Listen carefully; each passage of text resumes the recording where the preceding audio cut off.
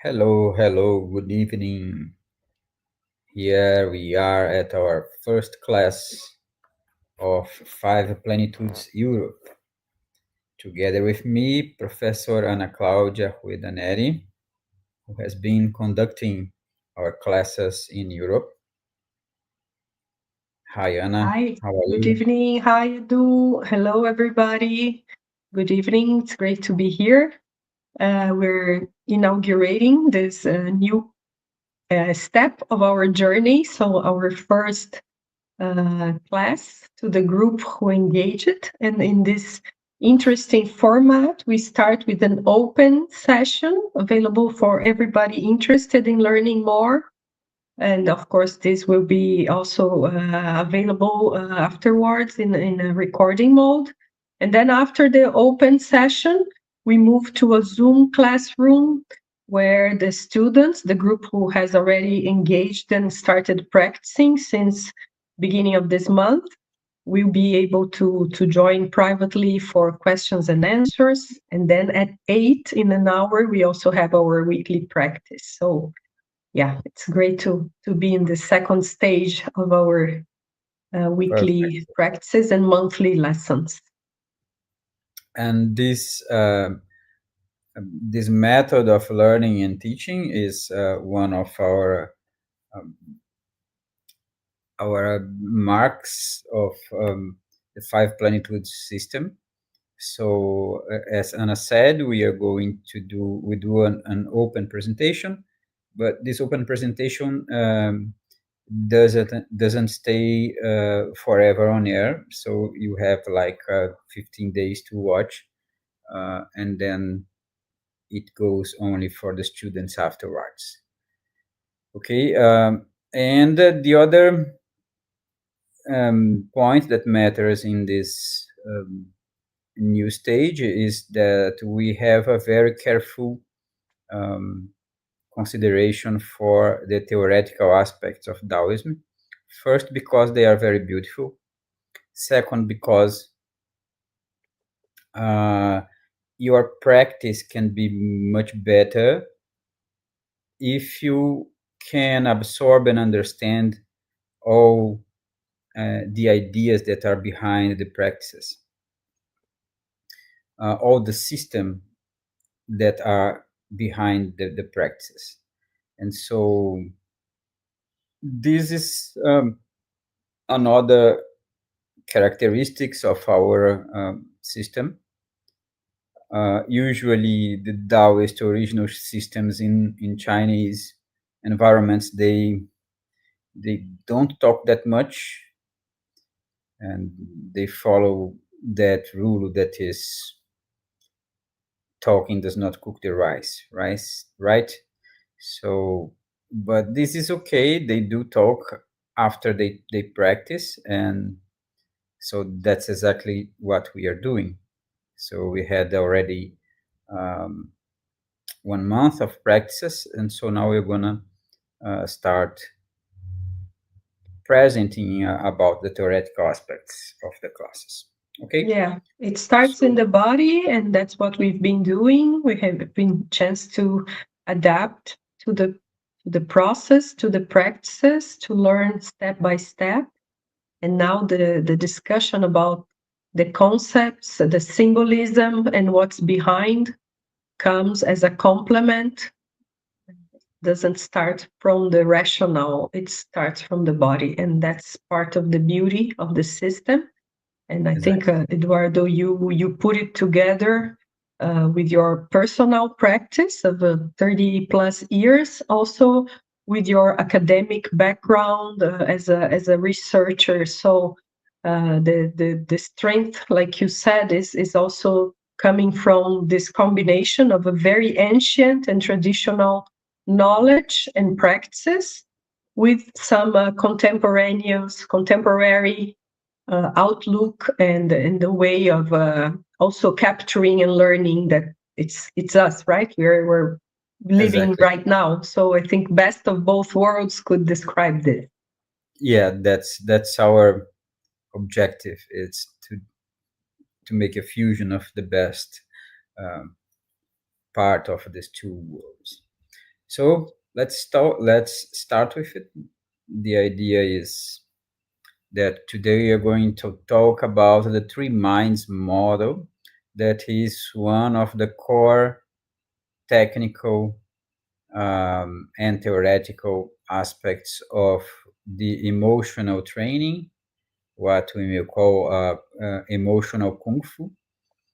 And that's one of the issues why the Taoist internal alchemic practices are so effective in transforming deep emotions in our deep structural emotional body. One of the reasons behind that is that Taoist doesn't believe in bypassing any part of your being. I mean, there is no spirituality if you don't include your emotions in the process, your sexual life in the process, your body in the process. So, this is what we call an immanentist tradition, right? Immanentist tradition is something that includes all aspects of the human life in the process. Uh, and so they have developed very effective methods of transforming the body, the physical body, transforming the sexual body, and transforming the emotional body. And today we are going to talk about the core issues of the emotional body. That's this idea of the three minds. So here we have an image of what we call the heart meridian of Chinese medicine. In this case, is the same that we use in Taoist practice. So, for some of you that may have already experienced acupuncture, here at the arms, you can see marked the heart meridian where you can put the needles, insert the needles, right? What is not common to see, and this kind of images of the meridians you see everywhere in the internet today, what is not common to see is what we call the internal pathway of the heart meridian. All organs in the body, they have their internal pathway. And this is one very important thing to understand, that uh, is this idea that what we call the external part of the meridians, the ones that we can see in our arms, in our legs, in our heads, in our feet, hands, they are what the names say, the external part of something that is internal, right? So you have the internal part of the meridian, and why you can put a needle in your hand and affect your heart is because the external part of the meridian is connected and affects the internal part of the meridian, the internal pathway, right? So, what we do when we practice the Qigong practice, of especially the alchemical Qigong practice, is that we move the internal pathway of the meridian. The movements, the architecture of the movements of the Qigong practice, they are designed to move the internal pathway of the meridians. Okay, so now let's check here what we see happening in this internal pathway. You can see that everything starts in the heart, inside the heart, and from the heart there is one pathway that goes to the lung, connecting heart and lungs. There is one pathway that goes upwards, passes through your eyes, and then reaches all of your brain. And then there is one pathway that goes downwards and reaches your small intestines. And so this is what is behind. This is the energetic physiology that is behind the idea of the three minds. So, looking at that, what the ancient Taoists saw is that the consciousness that was once integrated, and it was integrated in the heart because the origin of consciousness is the heart in Taoist model. It is shared or divided with the brain and the small intestines in order to exert different functions in the consciousness and in the body. And so these different functions are called the three minds. Okay. So before we continue to talk about the three minds, we are going to check this idea of the origin of the consciousness in the body. I was once in a conference. It was a huge conference in Taiwan, and my scholar tutor, that is Livia Kohn, she was presiding over a table of people presenting it, about how to measure scientifically the meditative states that the Taoist practice um, um, develop. And so there's one guy with a very interesting study that he was mapping his brain, the brain of the subjects that were being studied, in order to check what is the pattern, the neurophysiological pattern of the brain in the state of the Wu Wei. Wu Wei is what we call in Taoism the state of flow, of non-action, um, and things like that. And so the guy said, "Oh, and we could clearly map something like that in the brain, and so that points to the idea that the consciousness is operating in the brain like that." And then someone raised the hand and said to the guy, "Okay, so your study is very beautiful. You really got one a very interesting point, but you forgot one thing. The Taoists believe that the origins of the consciousness is in the heart. So we believe that to really measure Wu Wei, you should measure something in the heart, not in the brain." So that started a whole bunch of discussions, very interesting discussions. And here I bring to you this idea that was fiercely defended by the Taoists present of this scientific presentation, is that the human consciousness is born inside what they call the emptiness of, or the empty space of the heart. And the other thing is that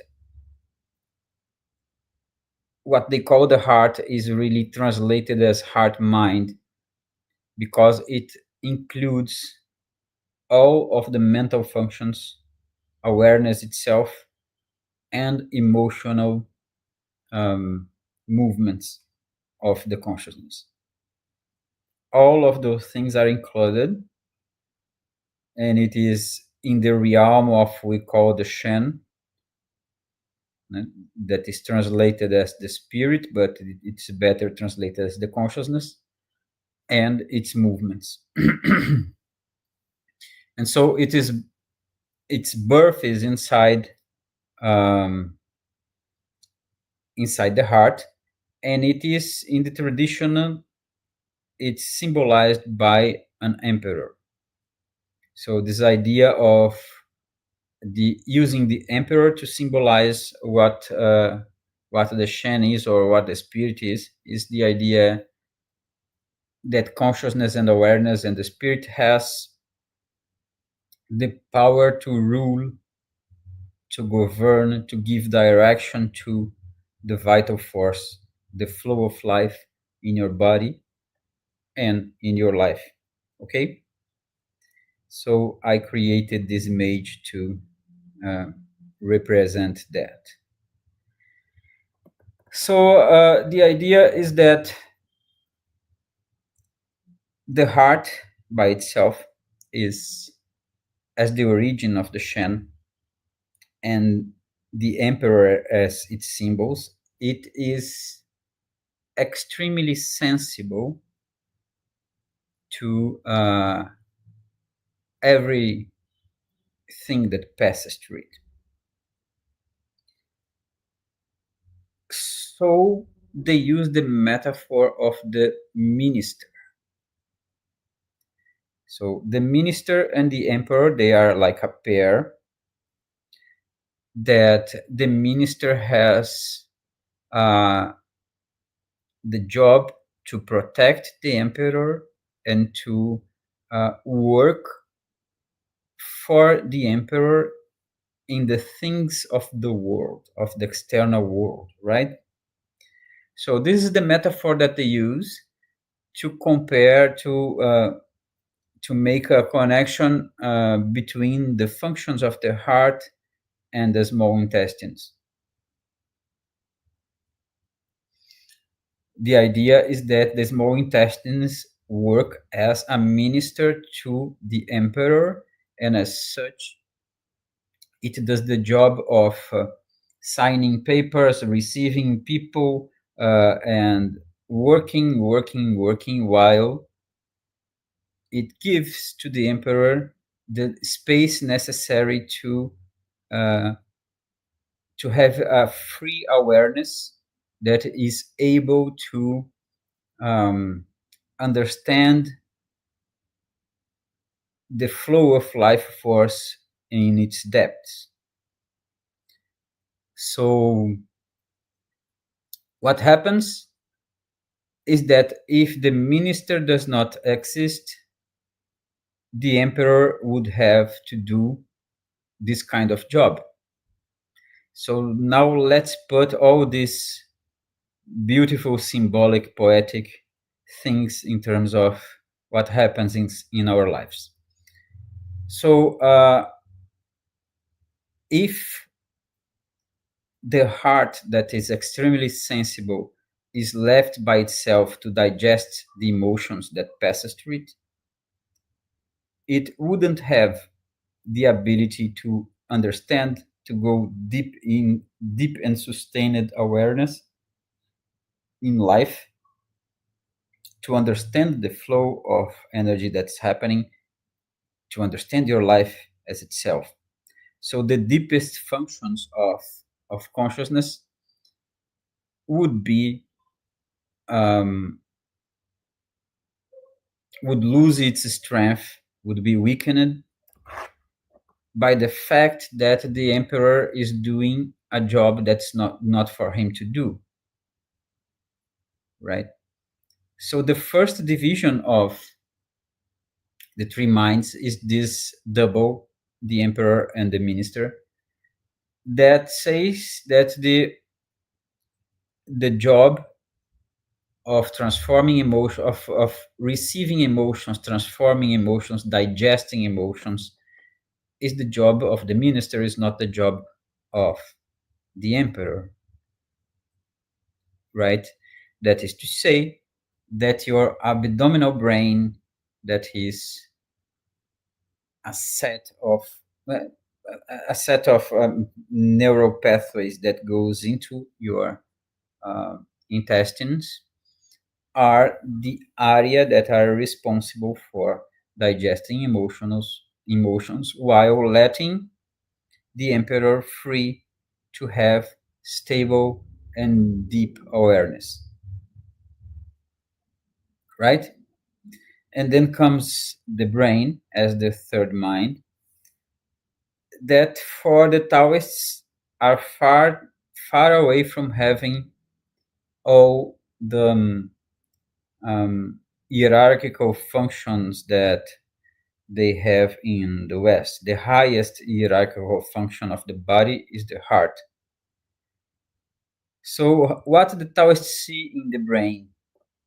They see in the brain, I'll put myself here, they see that the brain is very close and it's an opening to the sensory organs, to your ear, to your nose, to your eyes, to your tongue.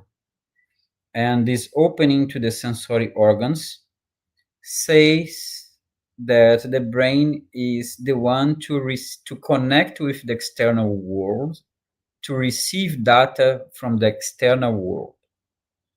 So the brain is essentially for them a collector of data and an interface with from your internal world to your external world, right?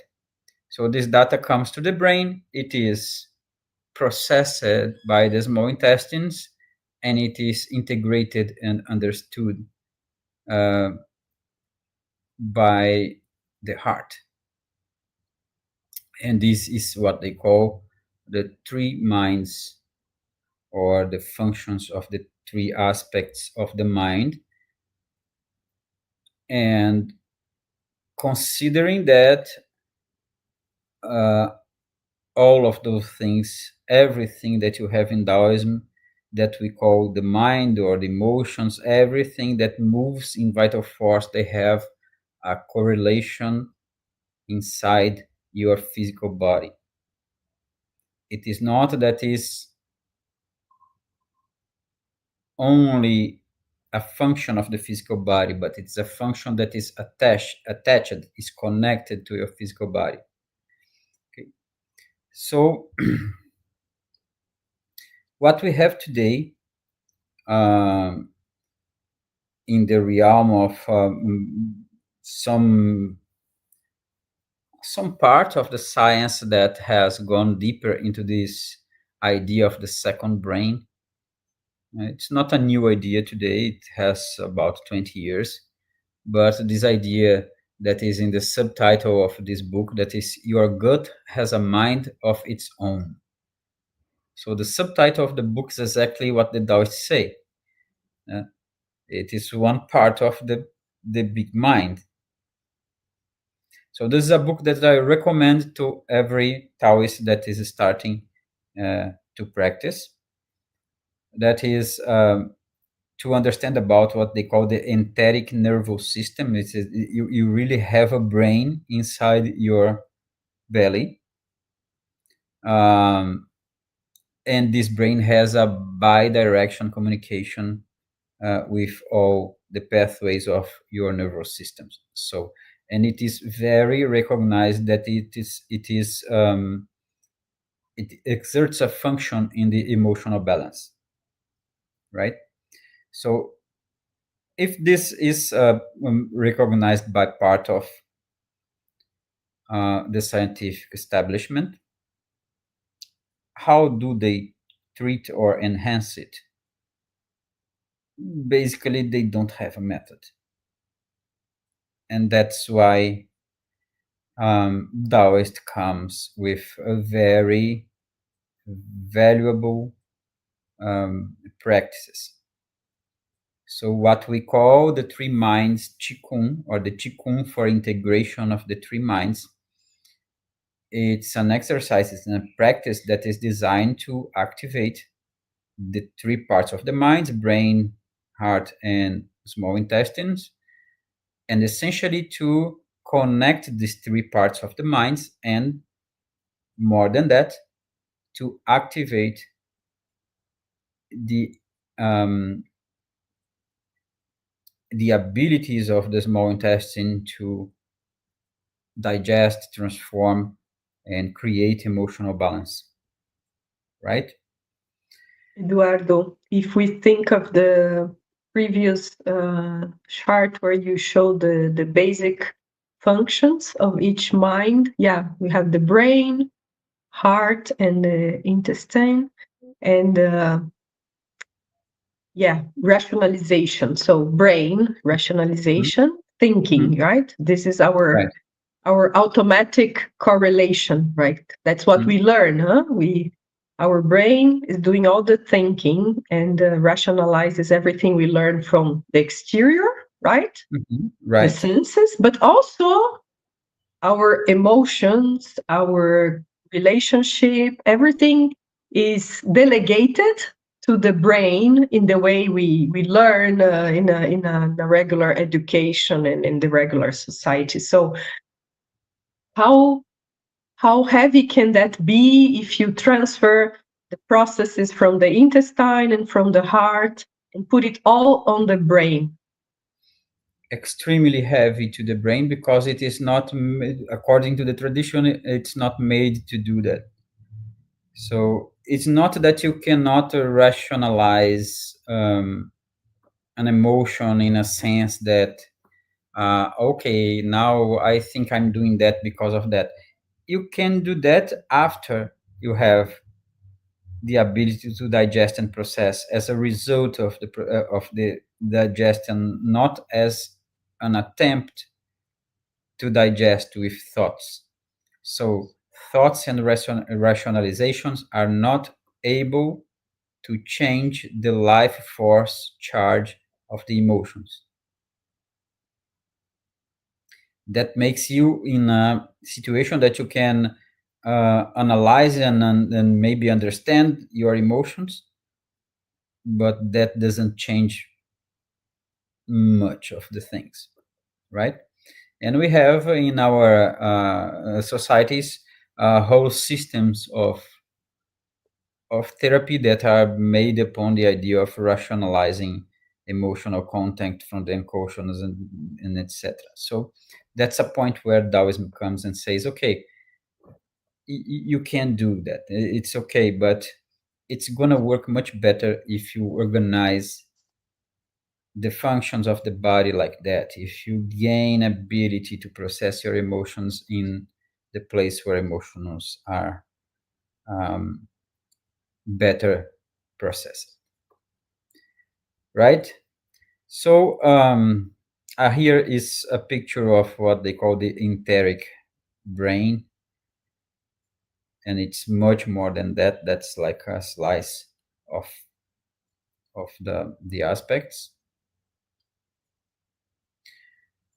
And so we come to the end of this presentation with this image that is um, what it promotes in this, what we call the Qigong of the three minds, is that we integrate this pathway of consciousness.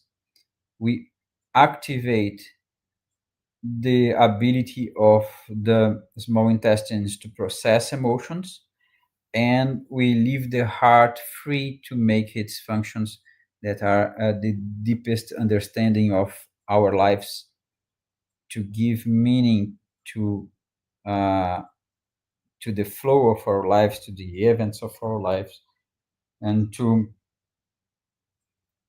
in a deeper sense, yet it is able to govern the direction of our lives into a path that is meaningful to us, right?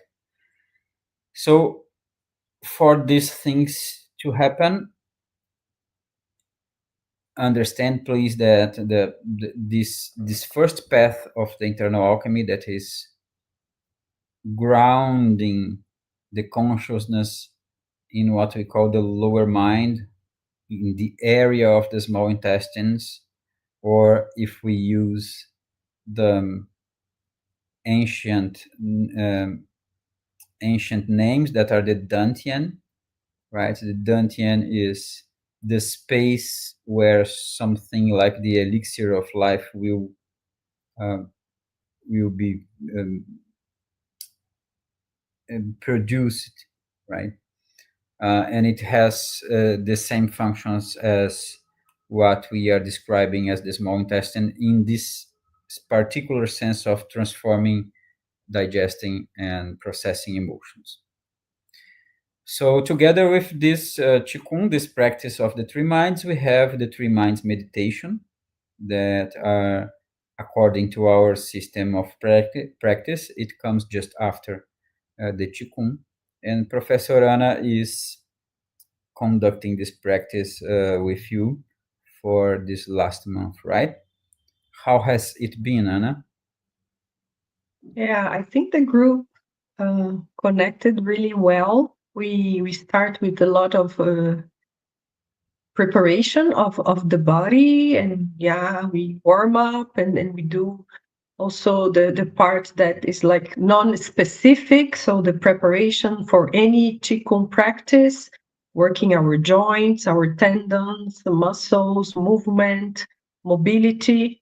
And it's like you said, speaking will not cook the rice, so we start cooking our own rice internally with Mhm. movement, and then we prepare ourselves towards the session to the qigong of the three minds, and it's really this process of moving energy downwards, bringing from the brain to the heart, and then to the dantian, to the lower part of the body, to the intestine region, is very first very relaxing, right? So just with that, I think students have been telling me they finish the session very relaxed, very calm.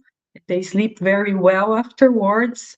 So we combine the qigong of the three minds, and then we go into the meditation or the neidan session, which is really bringing that to a deeper level. So each part of the practice complements each other, is a sequence, it's a journey as well in an hour of session.